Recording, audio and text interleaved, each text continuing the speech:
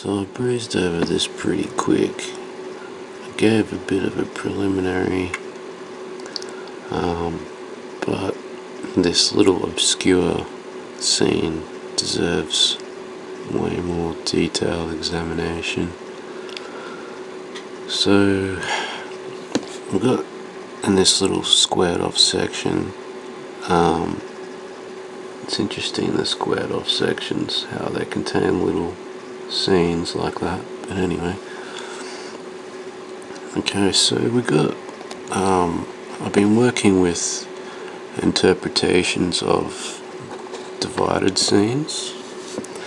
So even the top of this panel is divided.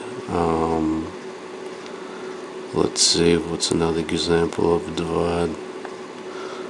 So I've been going through Da Vinci's work. I've been looking at this separation theme. So it seems like the fundamentals of the code are also found in Egypt specifically. I'm working with this box instead of going everywhere all over the show, so it's basically an identical code. The formulas are all based in science. Even the panel here we can see is purposefully separated.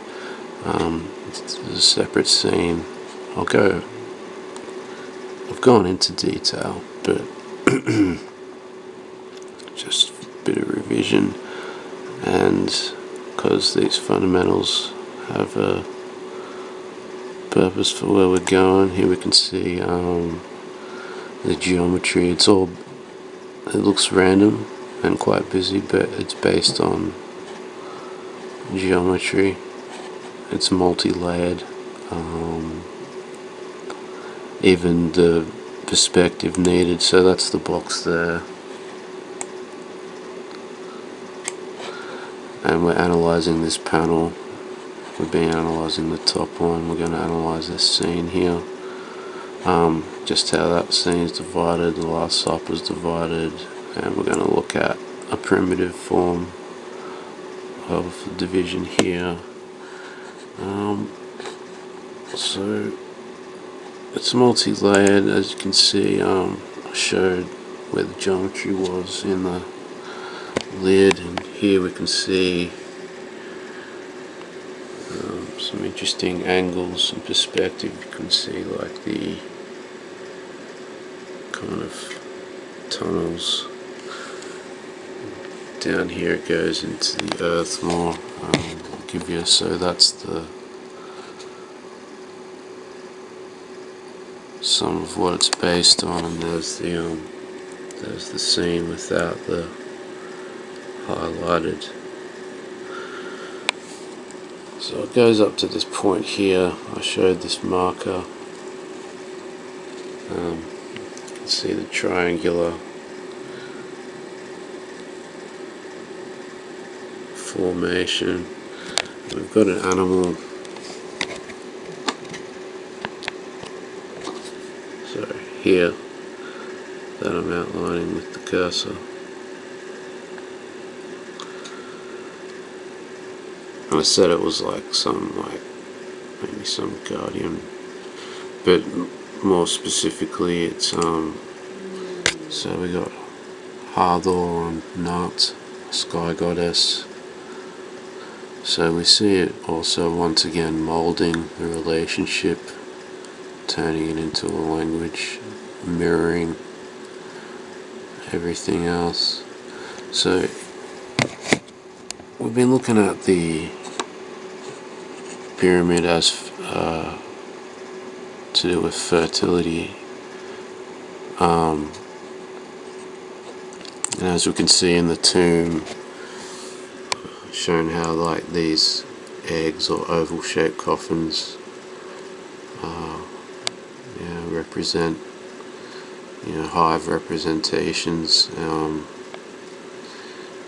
basically genetics of a hive, and they were placed in the tomb beneath the sky goddess. So we see in their awareness they have the relationship between the sky, which the pyramids were said to, the position was said to be marked and built on. So, well, we can read, so that's the language that they're speaking. So here we see a moulding of the bottom, that highlighted section within the skull's mouth. Like we can relate that to like magma or the pool, life, blood.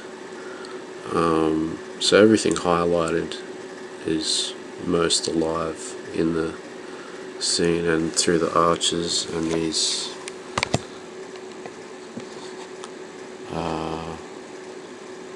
tunnels, I guess, or portals, we can see they follow around like small grails, but also fruit. So things can be simultaneously excuse me, like two things at once in this as well, which helps the speed process, I guess, of the language and its multi-layered nature. Can't have one thing without the other, which sometimes if you're talking about one thing it's hard to talk about the other as well. Some things just, that are seen can't be spoken about, but give it a go. Where was I? Stick with the division, maybe leave the arches and the curves. So we're seeing like a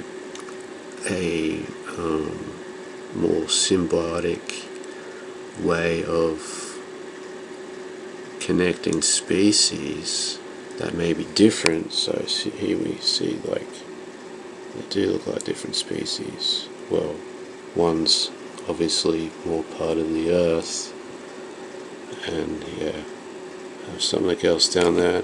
And I say it's producing because it looks to be like there's something coming out of it and up through these portals.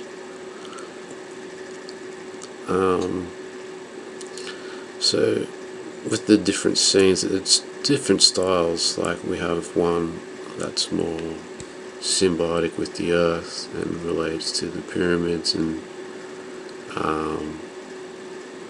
non-abominations, continuing, like more natural evolution compared to the other side. What's going on here? We have two completely different species that seem to be bonding in some way. But we have opposites here because we see like the tail. It's one way, and that same shape is on the head of this creature. It's facing the other way. I kind of went over that, just brushed over it in another video. But we see even in the highlighted section there's another version of like a sphinx-like thing looking in that direction. So we got like the same direction here, but here we have like a division, moving forward in reverse, de-evolution or something like that it's depicting.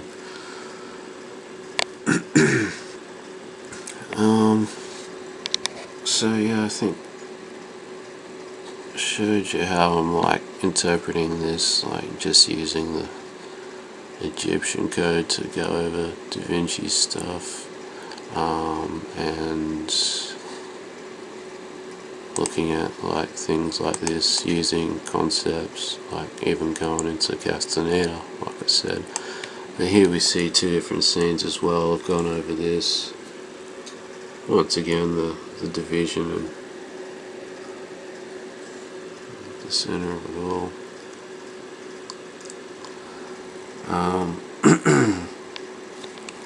Yeah. So even they'll tell you it's the most mistake-ridden, rushed job this term, and even this box was empty. It's like contents was found scattered, but like nothing is what it seems with this tomb.